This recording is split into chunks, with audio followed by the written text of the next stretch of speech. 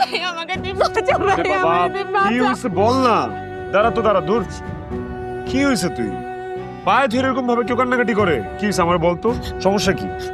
আমি নিজের সাথে যুদ্ধ করতে করতে শেষ হয়ে যাচ্ছে ভাইয়া, প্লিজ আমাকে বাঁচা। আরে এইসব কথা পরে, কি ঘটছে আগে ঘটনাটা আমারে বল, আমি দেখতেছি। তোর ভাই আছে না, বল।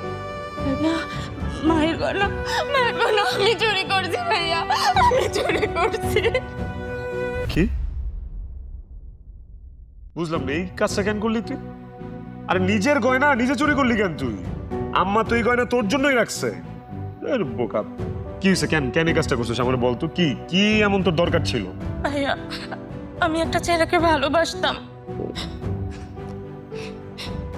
ওর ওর কোনোভাবে চাকরি হচ্ছিল না, আমাকে খুব চাপ দিচ্ছিল।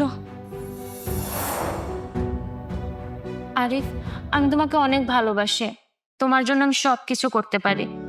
আচ্ছা, তুমি কোথায় যেন চাকরি পেয়েছো বললা? ওখানে অনেক টাকা লাগবে, আমি দেবো তোমাকে সব টাকা। আরে সেখানে তো অনেক টাকার দরকার, তুমি এত টাকা পাবে কোথায়? তুমি চিন্তা করো না, এই দেখো আমি গয়না নিয়ে এসেছি।